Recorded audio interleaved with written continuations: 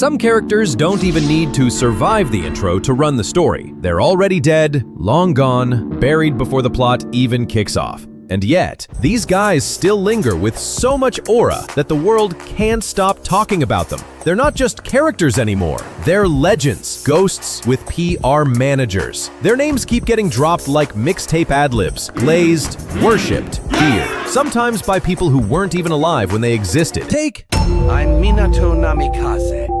Brace for an explosion.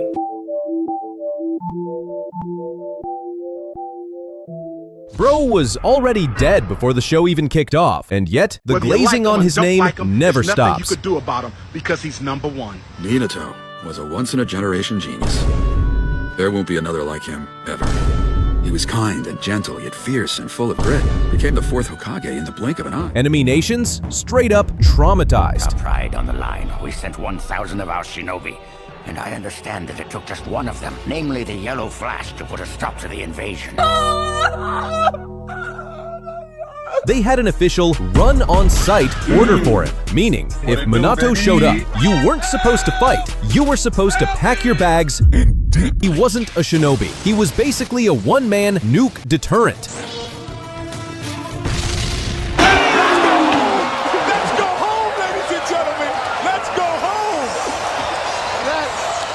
Now flip over to Cyberpunk 2077 with Johnny Silverhand. Dead before the story even starts, yet his ghost literally lives rent-free in V's head. A new emotion! Corps have long controlled our lives, taken lots, and now they're after our souls. The dude is half rock star, half terrorist, and somehow still manages to be the co-star of a game he's not even alive in. Bro was so iconic, they couldn't keep him dead. They had to give him Keanu Reeves powers just to fully sell the legend. Then there's Trisha Elric from Full Metal Alchemist. She never lifts a weapon, never throws a punch, but her death is the emotional nuke that sets the entire Elric brothers' journey into motion. Something doesn't feel right.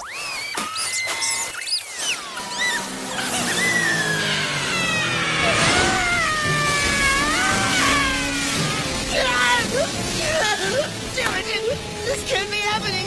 Mom, please.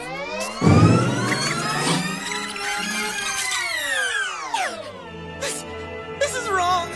This isn't what we wanted. She's the reason Al's a soul in a tin can, and Ed's clanking around with metal limbs. Her aura is that of a saint. You don't even see her much, but every painful choice the boys make, every desperate gamble, they all echo back to her. She's proof that sometimes the most powerful characters are the ones who are gone. Rose Quartz is super beautiful, but it's also really frustrating because it's full of trash. These counterfeit, these nigga bitches. I'm talking about running off with pounds, man, you know I'm with it. I'm talking about chop 100 round, man, they get to flipping. Rose Quartz from Steven Universe. Same deal, dead, gone, but the shadow she leaves, it dominates the entire series. Half the plot is people processing her decisions, both the good and the bad. There's one last thing I need to do. Yes? No one can ever find out we did this. I never want to look back.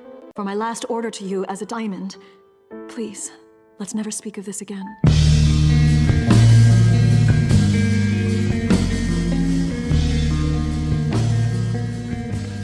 Every relationship, every conflict, every scar in that universe bends under the weight of her choices. This is Pink's world. How dare you use it as your hiding place? You cannot fathom how much I've mourned. What thousands of years of grief has done to me. You shattered her with a sword. I'm sorry. I'm so sorry. I should have done more. You do. She's the ghost who low-key gatekeeps the story, even while absent. Steven, we can't both exist. I'm going to become half of you. And I need you to know that every moment you love being yourself, that's me, loving you and loving being you. Because you're going to be something extraordinary. You're going to be a human being. Hey, Rose!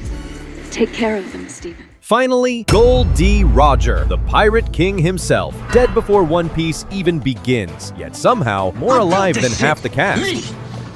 His name, his treasure, his laugh. They're not just memories, they're coordinates, a compass that bends every pirate's dream toward the horizon. Hey!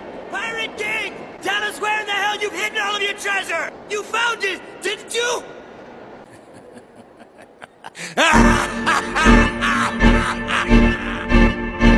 You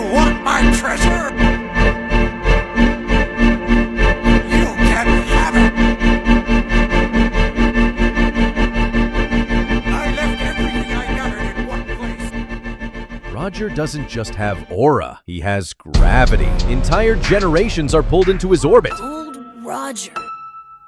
Huh. Whoa, it's a huge skull! That is so cool!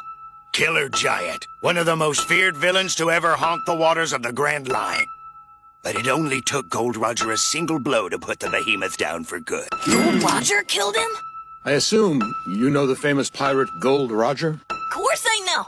He was the king! My men, at the height of our strength, challenged Roger to a fight. Really? A fight that we lost.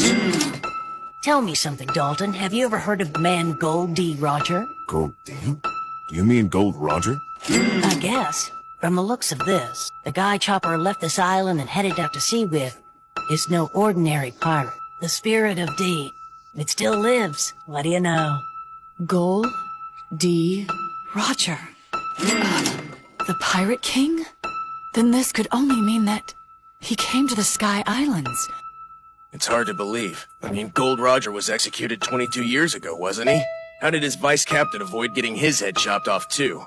The Marines captured the entire crew, didn't they? The Marines didn't catch Roger. See, the captain turned himself in.